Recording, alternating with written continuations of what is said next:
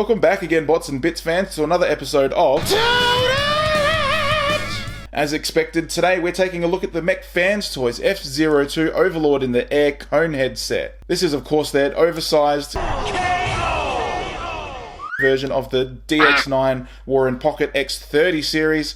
How oversized, you ask? Well, not very. In true Mechfans toys fashion, they've only oversized it by a couple of centimeters, making this in jet mode, what have we got? 17 centimeters, I think, for Dirge.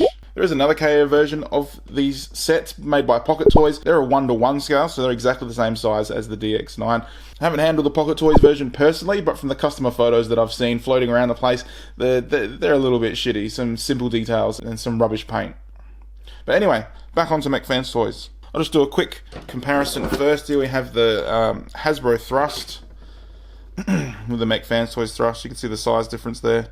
Mechfans toys getting pretty close. So yeah, I hope that was helpful. As with the Seekers, we don't really get any accessories apart from their missiles and these instructions. And the instructions on the back here are just for the standard F15. But on the back here, it specifies what to do with the head, and it's basically just turn it around. Nothing special. You probably would have figured it out on your own. Anyway, back up to these guys. Let's skip the box. It's just some basic artwork anyway. Alright, get rid of it. Back down again. Now we're finally back onto them. Alright. These guys look amazing. Their detail is done really, really well. I'll start with Dirge because he's my favourite. Now the plastic on this guy feels fantastic, just like most of Mechfans toy stuff. If you own any of their other products, you know what their plastic is like. It's quite durable, it's quite thick, especially in the hinges here. Now this all, straight out of the box, this is all tabbed together super, super well. I'm digging that blue. This gold here on the wings probably could have done with another coat. That's just my opinion. It's just looking a bit faded, like a little bit of a greeny gold sort of thing. That's just me. Have his signature missiles here. Do have a bit of a peekaboo in the bottom. That's a little bit sucky, but that's, you know, that's the Dx9 design, and Mechfans toys have simply just copied it. There are no improvements, no changes, nothing. Which is a little bit annoying because these sections here don't quite line up. I don't think I'm doing anything wrong. They just seem to be on a completely different level. Sucks a little bit. Was the Dx9 like that? I'm not sure. I haven't seen too much about the Dx9. Anyway, got some silver detail in there, which looks fantastic. They've got some silver painted on the cockpit. 100% in the lines. Looks great. Got a very clear cockpit. You can see some stuff. You can see like a little seat in there. The cockpit doesn't open at all. On the bottom, all tabs in pretty well. Got some cool details that we'll go over in bot mode. I'll get it out of the way now before I move on to the other ones. We can also flip out his landing gear just out of the kneecaps. Those two plus the one on his wrist. There you go. Alright, on to Thrust. I'm not the biggest fan of this colour scheme. I think that grey is just a little bit too bright going along with the maroon. But again, that's just my opinion. You may love it. Bit more detail on this guy. You've got the turbines in the wings here. And the red paint, or the maroon paint, sorry, on the turbines. It's done well. It looks good. There's no chips or scratches or nothing. But the fact that it doesn't come around the edge here, and on the edge here, sort of makes it look like a sticker, which is, it looks a little bit lame. You know what? I think that's probably my only complaint, apart from the peekaboo head. I think that's probably my only complaint. The silver on the cockpit, just like with Dirge, is done really well. Got dark colors here instead of the silver in these vents on his back. Got paint here covering these details over the grey wings. And yeah, that's pretty much it. Tabs together really well, just like the other ones. They're all very consistent, and he's got his signature missiles here. No paint on the missiles. And then onto Ramjet. Ramjet, he's a little bit different because he's just the white plastic. They've gone with a slightly off-white. It's not bright white, it's only just off-white. And it looks good. I think pure white would have looked pretty shitty. But that actually looks really good. And then they've gone for a very vibrant red. No paint on the body to speak of, except for these little dark details just in here, which are painted, and you know, they look pretty good. And the paint on the cockpit, which is again done excellent. The whole thing's tabbed in really well. The wings line up perfectly on this one. It's all holding together well. Got his face peeking out the bottom again, and his signature missiles, which all tab in really, really well. That's in there. It's not, you know, it's not falling out. Again, not floppy, nothing. This is yeah, they've done a good job. I'm much more impressed with the jet modes on these Coneheads than I was on Mechfans Toys Seekers. Details in the plastic are nice and sharp. I'm not seeing too many soft edges or failing in detail from them oversizing it. Alright, so let's get one of them transformed up. The transformation is exactly the same as the other Seekers, with the exception of the head. So if you want to skip it, I'll put the time just down here somewhere to skip. So to start with, I'm just going to remove Ramjet's bombs. I'm going to grab these sections here of the thrusters, pulling them out, folding these toes out. This section here, I'm just going to lift it up to reveal this double hinge, and then just double hinge that shin all the way down. Same on this side, lift that bit up, double hinge it all the way down. I went to separate the legs first, but really you just need to remove these tabs first and then separate the legs. Let's just get them out of the way. So when the leg's done, we're now going to grab this panel. Do this first because you've got these little fins coming out the side here, and if you have the arms out, they won't go around. So it's on a double hinge, just fold that all the way around like that. Then grab these two intakes. They're not tabbed in very well at all, they're quite wobbly. And then just wiggle that out, unfold this fist, grab this one, bring it out. Now don't put too much pressure on this because I've had these pop off the ball socket, the forearm bit. Pulling these out, bring that around and just reorientate the forearm, and then we're nearly there. This section's on a double hinge, so we're just going to fold that around, rotate that there, and then collapse the chest in, rotate the head, bring it in, fold these shoulders down. And like I said, they don't tab in very well, so they don't hold that in really. And then we'll just chuck his bombs back on, and the peg hole is super tight, very tight. Alright, let's stand up. Ramjet done. I'll just get the other two transformed up and we'll take a look at them in bot mode. There they all are, all transformed up. Let's just bring this up a little bit. And don't they just look amazing? Dx9 did a fantastic job on this design, I think. I absolutely love the way that these guys look. Now before we cover all the details of these guys, let's just do a quick size comparison in bot mode. Then you have it with the Hasbro, and bot mode we have him, what is that, like 12 centimeters to the tip of his cone, maybe 12.5 centimeters. Pretty big for what they are. Alright, now let's bring in Mechfans Toys Megatron, Hot Soldiers Soundwave, Iron Factory Sunstreaker, and Dx9 Pliskin. Oh, where did he come from? Special early look. Alright, let's get rid of all these bots and take a very close look at what these guys can do. Alrighty, now with these guys, I'm finding that the stability of them is much better than the Mechfans Toys Seekers. You might think it's the wings acting as heel spurs. Well, in the case of Dirge, it is. With them folded back, they're heel spurs. He's not falling over at all. But with Ramjet, you can see that the wings aren't actually... it's a little bit wobbly because of that gap in the base. Hang on. There we go. Right. So with Ramjet, his wings aren't actually touching the ground. But I think because he doesn't have any weight in his backpack, it's all in the legs, he's actually quite sturdy. As long as he doesn't fall in a divot, he's standing up pretty well. It's really easy to stabilize him. With thrust, his thrust is a little bit better, but he does have that full backpack. So I do find that he does like to tumble a little bit, but nowhere near as bad as the other Seekers. I'm not sure what's going on with them. These guys just seem a lot more well balanced. Now the articulation on all of these guys is exactly the same, and the articulation quality, I'll say, is exactly the same. So I'm just going to do one, and we'll cover thrust. Like with the Mechfans Toy Seekers, and with these guys, these shoulder tabs, they sound like they tab, but they don't. They're really weak. That one doesn't tab at all. So that means that when you're manipulating the arms, they do come up, but you just push it back down. Now, so we've got a hinge here that you can see the little pinholes right there. Nice and stiff. That one's quite stiff. And then we've got a ball socket for the shoulders.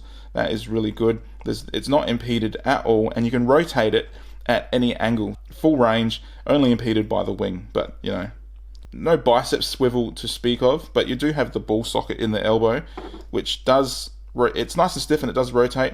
But it is. Let me just take this off because it's getting in the way. It is impeded a little bit just by this corner section here.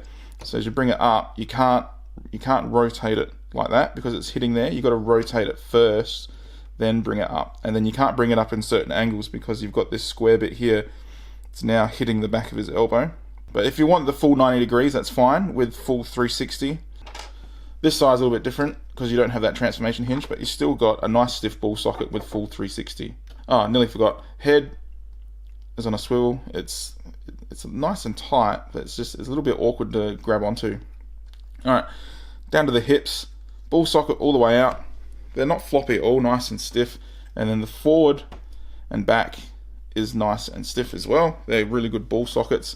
You do have some limitation in the hip ball socket just because of the top of this section here. Like I said with the elbow, when you bring it out, if you bring it out like that and try and move it, you're rubbing the top of this against his hip. You seeing that? So it won't go. So you just got to pose it a little bit differently. So if you want that angle, bring it forward, then bring it out and do it. But I'm still hitting it. So just be aware of that. Nice stiff pinned knee joint, both sides, and of course these pinned toes are nice and stiff. And the ball socket for the thrusters is nice and stiff. That one's a little bit loose. But anyway, he still stands alright. Hinge on the backpack is nice and stiff. As you can see, there's no flopping coming off the backpack. These guys are all exactly the same with all the joints. So yeah, now paint and problems. Right, so there's not much paint to speak of on these guys. Got a little bit of grey paint here on the shin with a bit of bleeding going around the edge. I've already mentioned that maroon coloured paint there. In the chest, we have, this is a grey plastic section with the maroon paint put on top. And this side's fine. Actually, that side's perfect. But this side, just a little bit of, it's just missed the lines a little tiny bit out of alignment. Not such a big deal, I'm not too fussed about it. Have the silver paint on these little intakes here, and that's done really well. It's not sprayed outside of the lines, nothing. It's a little bit powdery, but whatever, it's small. Onto Thrust's face. Now, his face colour looks really good, and they've given him the correct eye colour, which I think is great. They could have just been lazy and given all of them red eyes, but they went ahead and gave Thrust golden eyes. Are you seeing that? There we go. Golden eyes. They look nice. And he's got a nice angry look on his face. Now, a problem that I'm having with these guys is similar to the problem that I was having with the Seekers, and that is the torso section. But these guys, they're suffering a little bit of the... Look at that. Huge gap. It doesn't go all the way down. I don't know if the Dx9s went all the way down, but these guys do not go all the way down. It's the same... on all of them, which is a little bit sucky. That's a real eyesore for me. You can see straight through it. So that sucks a little bit. But the other problem with the torso is it's not loose, like it doesn't flop out, but it just comes out like that. And it's just, there's nothing holding it there. I mean, if it went a little bit further down, you could put a tab just in the bottom there that just tabs into there if it would only go that little bit further.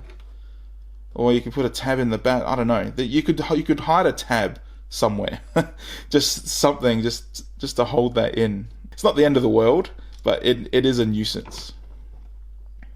Oh, yeah, see, Thruster's the one that has the backpack, so he's the one that's a little bit wobbly.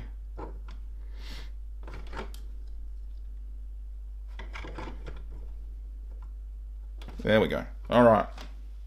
So like I said, all the paint on all three of them is pretty much the same. Got grey paint here on Ramjet, and it's bleeding outside the edges a little bit. Nowhere near as bad as their Seekers, but still bleeding a little bit.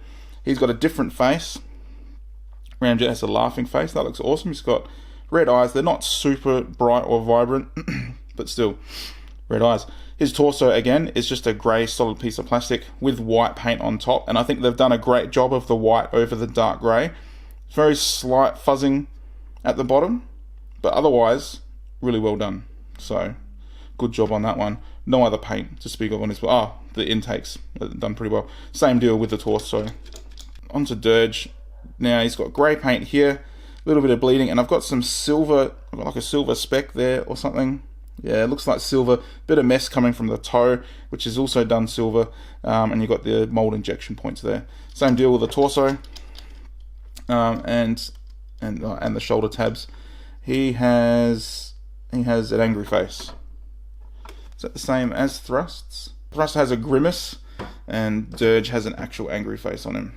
Dirge has red eyes. They're not the most vibrant, but they're not too bad either. Again, grey torso with blue paint over the top, and the blue paint isn't done too bad. I've got a bit of dirt. I don't know. There was just a bit of dirt sitting on top.